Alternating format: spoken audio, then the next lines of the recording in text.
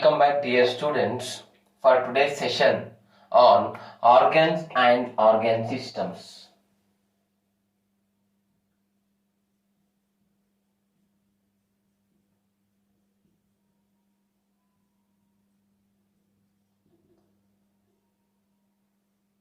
So let me remind you what we have studied in the previous classes.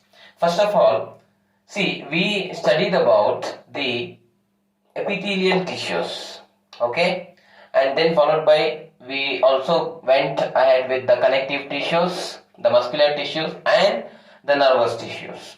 All their aspects we have dealt, their structure, their function, alright, their modifications, their locations we have discussed in the previous so many classes. Now here it becomes essential for us to understand that whatever the essential tissues which were stated before, they organize those tissues organize to form the organs, and later the organs organize to form the organ systems in case of multicellular organisms. Furthermore, dear students, let me tell you, such an organism is very essential for more efficient and better coordinated activities. See, when tissues organize, dear students, we all know that they form the organ. And when organs organize, they form the organ system. This is very important. And this organ system will have better coordinated activities of millions of cells. Or rather we can say, crores of cells, they coordinate to constitute an organism. When we talk about the introduction to morphology and anatomy of organisms, which we are going to discuss here in case of organs and organ systems, let me tell you what do we mean by the morphology, and next what do we mean by the anatomy. Alright, so here see, at the evolutionary level there are so many changes which occur. The complex organisms, say, let us say for example, there existed dinosaurs. Today we say, the crocodiles are having some relation to the dinosaurs. They existed very, very long back, millions of years ago. But still, there is some evolutionary relation between them according to the biological means. Fine. So, there are so many changes which have occurred, even these organisms, to form the organ system. That's nature. Dear students, let me tell you that morphology means here we are particularly referring to the zoological terms. That means to say the external appearance of an organism.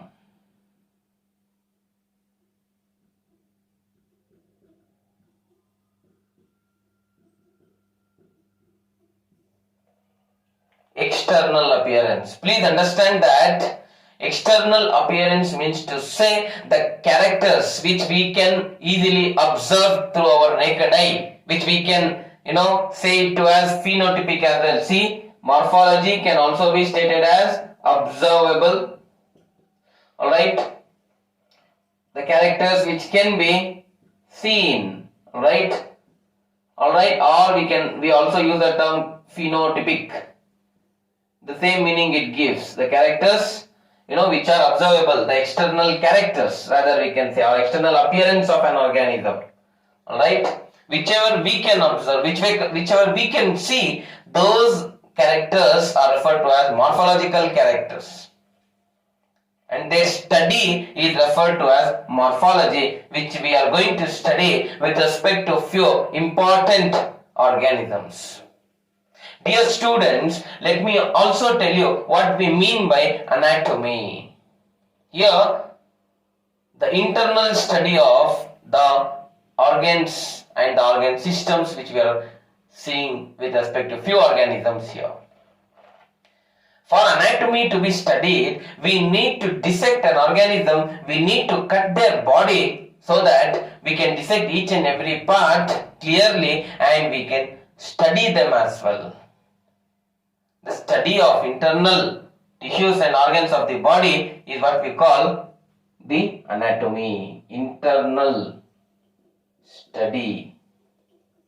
So this involves generally the dissection, or we need to have an incision in the body. See, dear students, further let me tell you that the most common type of earthworms we find are the Pheretima and the Lumbricus. The most common are Pheretima and Lumbricus. These are the genus of two earthworms which are commonly found in most of the places. Now, it becomes also essential for us to understand their taxonomy. In what order they are classified, from the kingdom till the species, from the higher order to the lowest order of classification hierarchy. We need to understand, dear students. So here, firstly, let me tell you about the Pheretima. It belongs to the kingdom Animalia. Alright, this is very much common and easy to know as well. And we know that it is an invertebrate animal belonging to the invertebrate phylum called as Annelida. Most of the worms, invertebrate worms, which have, the setae and the segmented body, alright, are included here. Furthermore, they belong to the class Oligochaeta. Alright, class is Oligochaeta. Order Opisthophora. Order is Opisthophora. Then we have family Megascolidae. And then we have the genus as Pheretima and the species as Posthuma. When you look at here, dear students, in order I am moving from the kingdom, right, to the species. That means from the highest to the lowest. See, kingdom is Animalia, then phylum is Annelida, class Oligochaeta, order Opisthophora, family the Pheretima belongs to is Megascolidae, then genus we have here is Pheretima and species is Posthuma. Alright. So, sir, how to remember this order of classification? See, we have one sentence, you can frame one sentence here to remember that. Kids put cat on fire gas stove.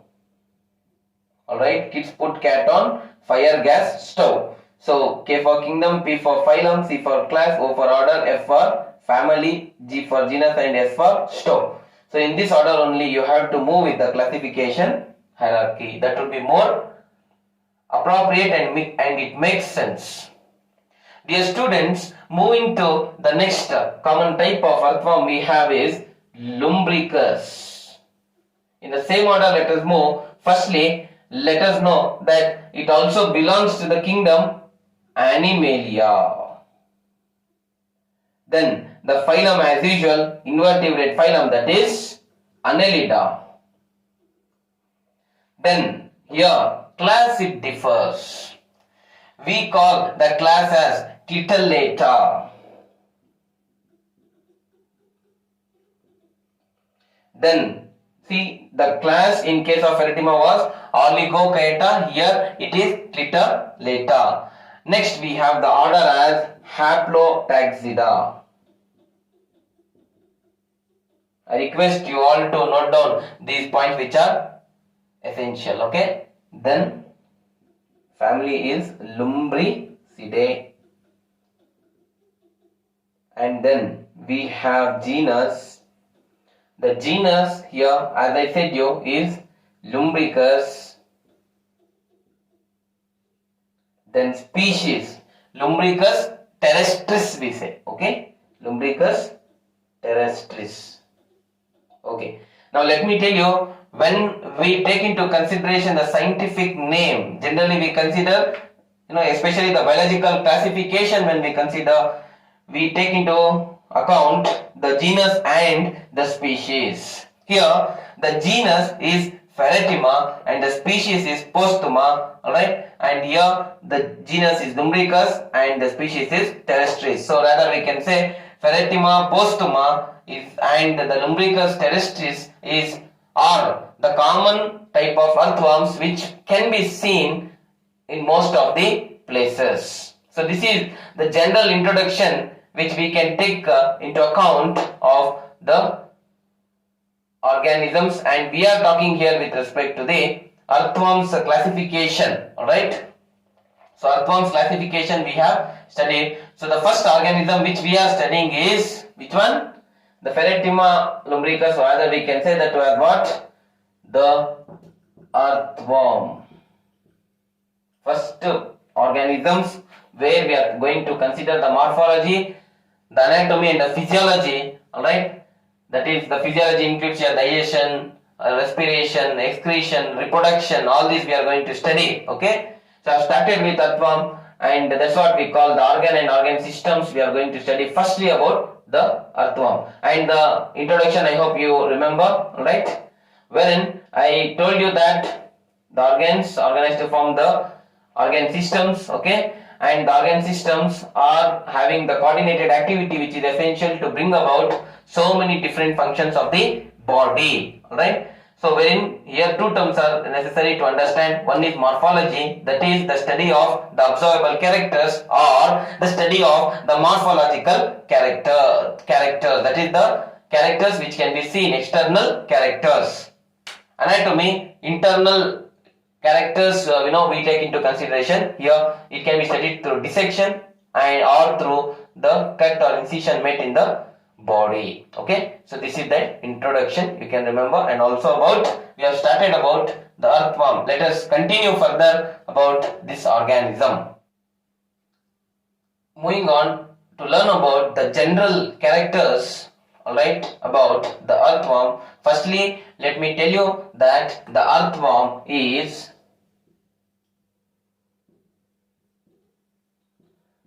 reddish brown invertebrate organism. We generally refer it to as annelid, reddish brown annelid, or we can say this to as the terrestrial invertebrate worm.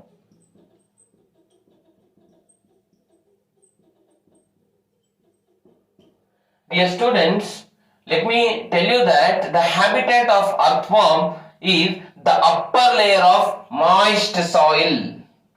Habitat is the dwelling place, the living place of earthworm. So where do we find the earthworm?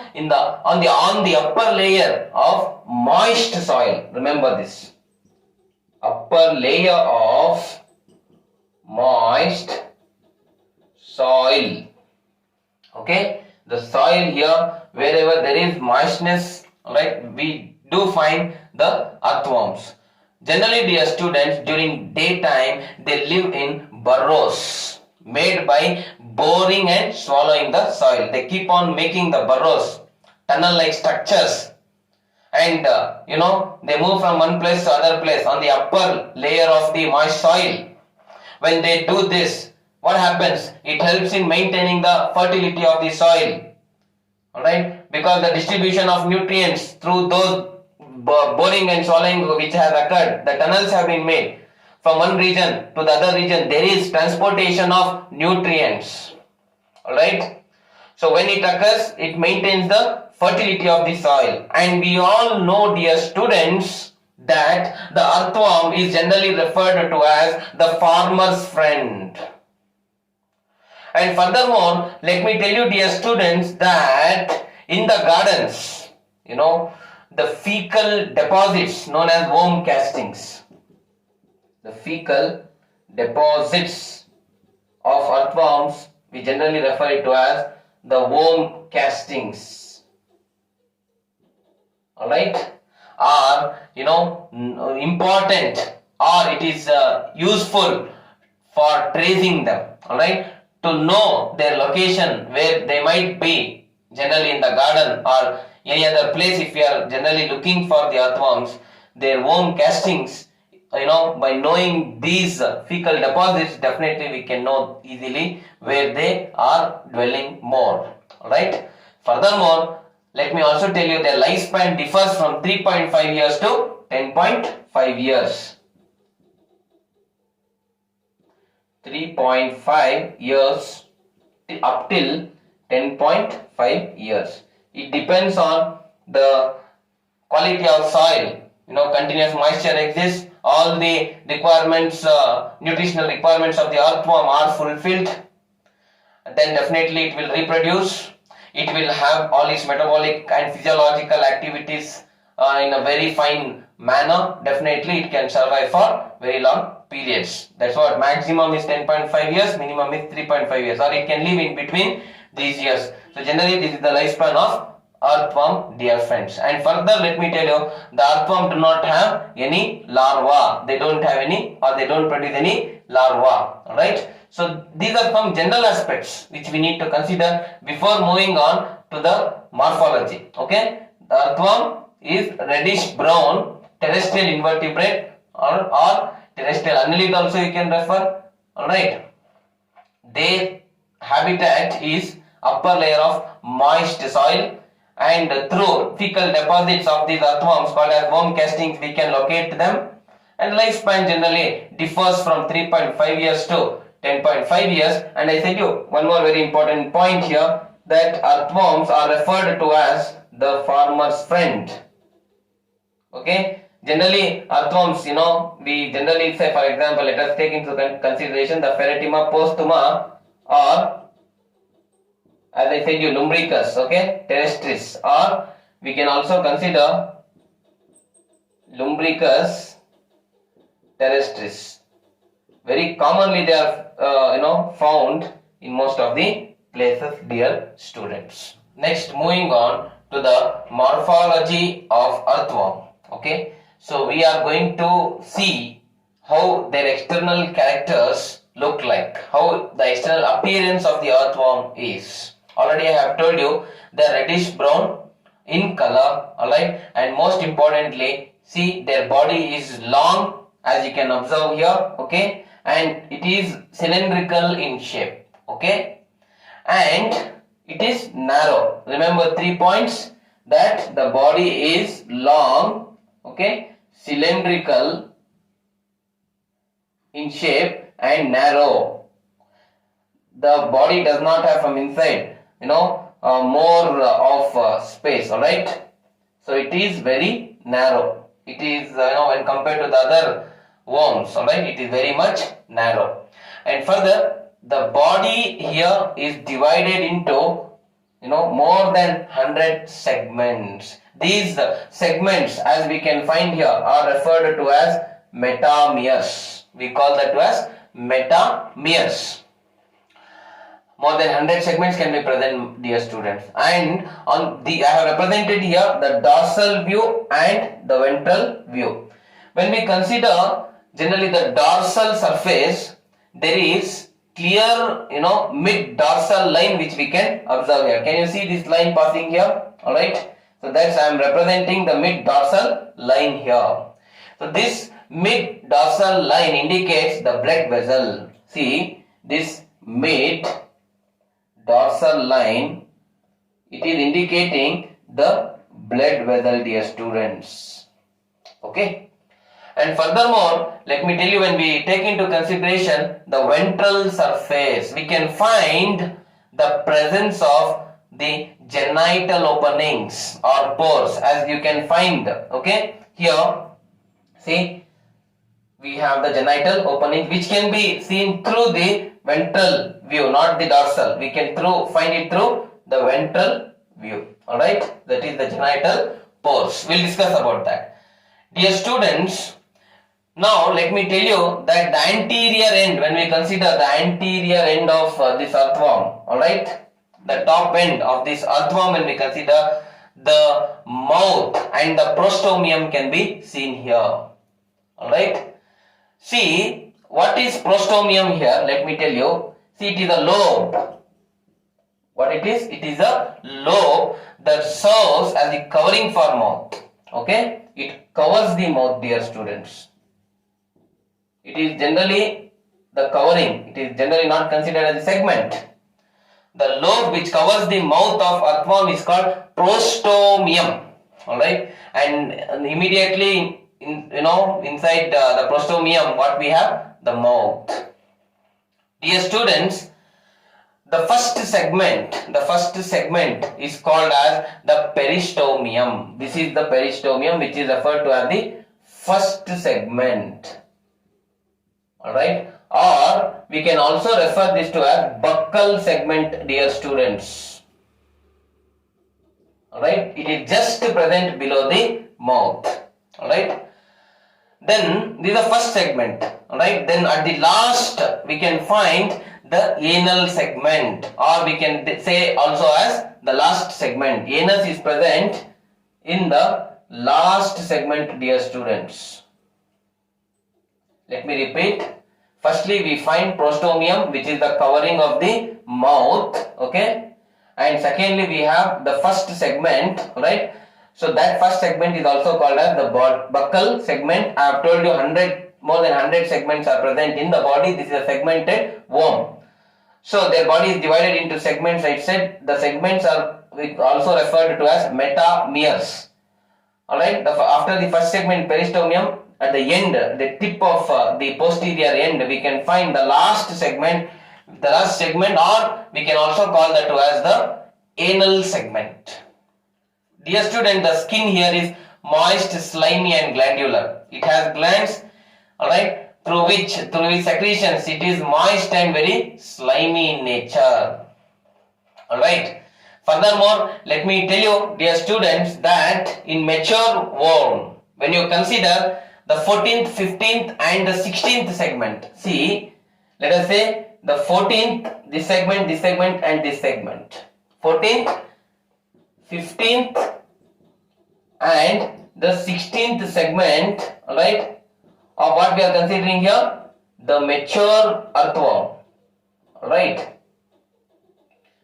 We consider, generally it will have an important structure, right, called as clitellum. We call it as clitellum. Why? What is this? First of all, let me tell you, it is a prominent dark band of glandular tissue. It's a glandular tissue. At that region we can find the dark, it's a dark segmented region. We can identify the clitellum easily on the 14th, 15th and the 16th segment. So this cannot be seen in the baby worms. This can be seen in a mature worm. That's very important, dear students. And what is the role of clitellum? Clitellum secretes certain substances which is important for the formation of case. Alright? It secretes certain substances which is necessary for the formation of egg case. Remember, dear students. Okay, so this is the role of clitellum, and clitellum can be seen easily through the ventral view, the front body view. Alright, based on the clitellum, we can classify the body of earthworm generally into pre-clitellar, clitellar and post-clitellar. See, pre-clitellar, clitellar and post-clitellar. Please understand, dear students, this is the division of body of earthworm.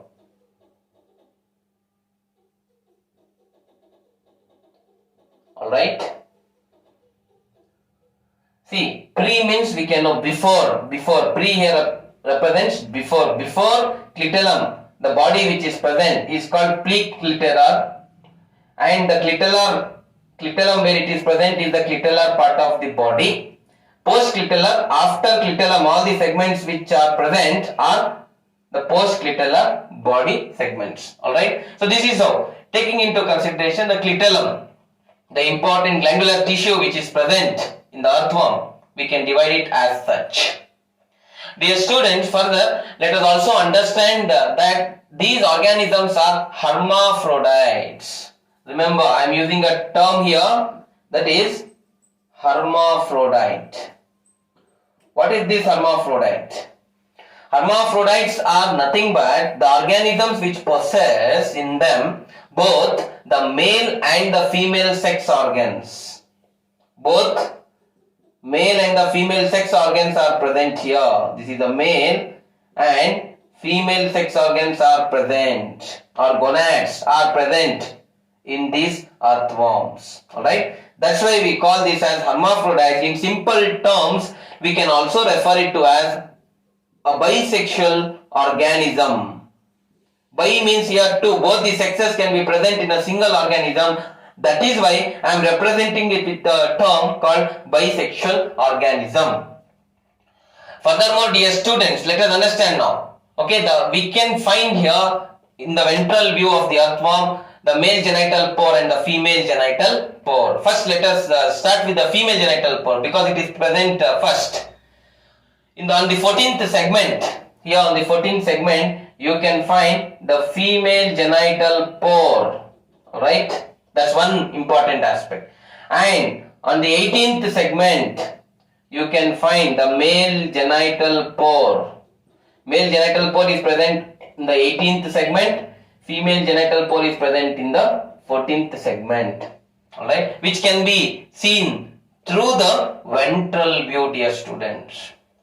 Furthermore, let me tell you that numerous minute pores are present on the surface of this earthworm. Alright, the surface itself, we can find the distribution of the pores called as nephrediopores. Nephrediopores. Alright, these nephrediopores are, very well distributed throughout the body. And let me tell you one more important aspect. Except the first segment, the last segment and the clitellum, you leave the first segment, that is the peristomium, the last segment, that is the anal segment, and the clitellum, that is the 14th, 15th and the 16th segment.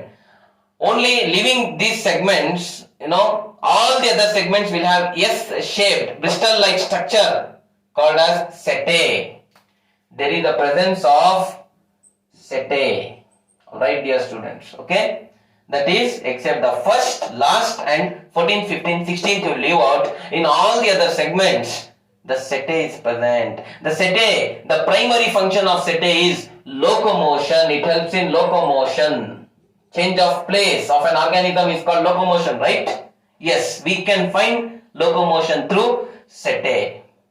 Dear students, these setae are embedded in structures called epidermal pits. Where they are present here? Epidermal pits. Alright, we can find it in epidermal pits, the structures, okay, these setae. Alright, so where we can find this? In middle of each segment, in the middle of each segment we can find this setae. Alright, fine. So except you leave out clitellum structures, alright, and the first and the last segment, all the other will have this setae, dear students. Okay, so these are few important aspects pertaining to the morphology you need to remember. Dear students, let us also understand few anatomical points about the earthworm. Okay, rather let me put across as anatomy. Here, when we consider the anatomy of earthworm, few general points, let me tell you that the body wall of earthworm is covered by cuticle. The structure is present called as cuticle, dear students. Alright, so this is the first outermost covering which we can find in the earthworm in their body wall. Alright, just below the cuticle we have the epidermis. Alright, Firstly, we can find cuticle which is covering the epidermis. Then dear students, there are two muscle layers, right? Then we have below the epidermis two muscle layers. These muscle layers are circular muscle layer, alright, again they have, alright, anyway, they divisions, okay, one muscle layer is circular and another is longitudinal, remember, okay. So move in order, it becomes easy to understand, dear students. Then fourthly, we call innermost coelomic epithelium. Alright, see, the epidermis is covered by a hard covering called as the cuticle. That's one thing. And let me tell you that this cuticle is secreted by the epidermis itself. Alright, this epidermis itself forms the outer layer called cuticle, which is very important when it burrows. It avoids so many, the damage to the tissues, and also it is highly protective in function. One thing, okay. Below the epidermis, we find two muscle layers, that is the circular and the longitudinal. And next we have innermost layer called as coelomic epithelium, dear students, okay. So these are the four important layers which you need to consider. Now epidermis is made up of single layer of columnar epithelium cells. Single layer it is made up of, okay, of columnar epithelial cells. Okay. Furthermore, let us also understand that there is a dark brown color which we can find in the earthworm, a reddish brown color rather, right? So, why this color is due to? Why this color is due to? Because of the secretion of or the presence of an important pigment called porphyrin. The pigment called porphyrin gives, alright, reddish brown color or dark brown color to the earthworm. Alright, remember the pigment, which is the pigment here? Porphyrin, dear students. And further, let me tell you that, the secretory gland cells are present in the columnar epithelial cells of epidermis. Secretory gland cells. Alright, see, I have already told you the skin is moist and slimy. The earthworm skin is moist and slimy. Alright, and there should be presence of gland secretions. Alright, see, the epidermis has columnar epithelial cells. In that, secretory gland cells can be present, dear students. Okay. So further, let us also understand few important aspects pertaining to the, where this porphyrin pigment is secreted. Okay. This is secreted in the circular muscle layer. See, two layers we have below the epidermis. Okay, the muscle layer, circular and longitudinal. In the circular muscle layer, we can find the secretion of a pigment called porphyrin, okay, which is necessary for us to understand, dear students. Furthermore, let me also tell you, other than this, see, there is coelomic epithelium here, okay.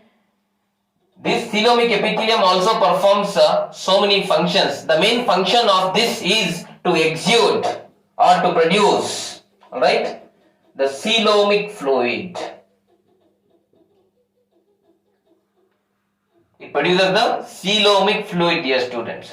Let me say for an instance, if we consider the live earthworm, if it is pierced without damaging the, the gut, alright, with a needle, definitely the fluid which comes out is called as the coelomic fluid. This coelomic fluid, as I said you, is secreted from the innermost coelomic epithelium. See, firstly, epidermis is present, so it is covered by a hard structure called cuticle. Then below the epidermis we find two muscle layers, that is again two, that is the first one is circular and the second latter one is longitudinal, and below the muscle layers we can find the innermost coelomic epithelium which secretes the or exudes the coelomic fluid, dear students. And further let me tell you that the coelomic fluid also to certain extent helps in locomotion. See, with respect to locomotion, I have already said in the beginning that locomotion is principally brought about by the structures called setae, right, which are well distributed. As I said, the first segment, last segment, 14th, 15th, 16th segment having clitorum. If you leave these segments in almost all the body segments, we can find the what we can say the setae, right, the bezel-like structure, hair or bezel-like structures which help in locomotion. Major, that is principally. But other than that, coelomic fluid to certain extent also helps in locomotion. Now, what are the components which can be present in the coelomic fluid? Few, at least important aspects let us discuss. They have salts, proteins and blood cells. They possess few salts, proteins and blood corpuscles, or we can also say as cells. Okay, there is no, alright, in the coelomic fluid we don't find hemoglobin, alright, hence we cannot find the blood as the red color here because of the absence of the important colored pigment called hemoglobin. Okay, so the coelomic fluid major components are few salts are present, proteins and blood cells are present, but not the hemoglobin. Okay, so these aspects as well you need to remember, dear students. And furthermore, coelomic fluid also helps in keeping the skin moist.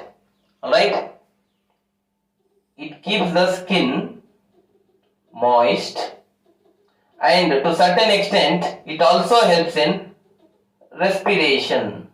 Alright, see, so many functions the coelomic fluid is performing. To certain extent, we can say this is very important. See, this coelomic fluid is exudated or it is secreted by the coelomic epithelium. To certain extent it is helping locomotion. It is also participating in making the skin moist and also helping in respiration. Alright, and it also possesses many important nutrients which are required for the metabolism and the physiology or development of the earthworm. Alright, and further, dear students, let me tell you that earthworm does not have skeleton. Here we don't see the skeleton. No skeleton is present. Alright, so there are structures called septa. Few more points if I want to say. There is a structure called septa in the earthworm. See, the first four segments, that is, we have already told you. Alright, first segment, second, third, fourth, you leave out. Okay, these four segments you leave, and then we can say the 9th and 10th segment is also left. Okay, other than that, the body will have the structures called septa. The first septa can be seen in the 4th and 5th segment, dear students. So these are few anatomical aspects we need to consider about the Pheretima postuma or Lumbricus terrestris, which are the commonly found earthworms in our livelihood. Okay, in our surroundings, in our environment where we live, in the moist soil, the surface of the soil, we can find these earthworms. Let me repeat. The body wall is covered by cuticle, which is secreted by the epidermis. Below the epidermis, two muscle layers are there, circular and longitudinal muscle cells. And here circular muscle layers are important layers rather. So they are important for the secretion of a pigment called porphyrin. This porphyrin pigment gives reddish brown color to the earthworm. And furthermore, dear students, okay, we have the innermost coelomic epithelium inside these muscle layers. So they secrete a fluid called coelomic fluid.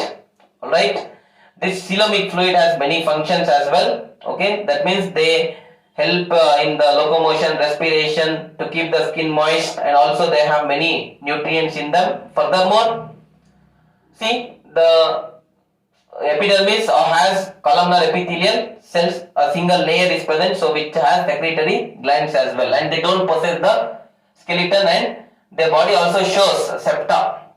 So these are few anatomical aspects, dear students, about the earthworm. So please do follow our classes from the beginning. We started with the general introduction, right? How tissues organize to form organs, organs organize to form the organ systems. Later we studied what is morphology, what is anatomy, and further we dealt about the morphology of earthworm followed by the anatomy of earthworm. Please do listen the classes with concentration, watch the complete video and take down the notes. Thank you very much.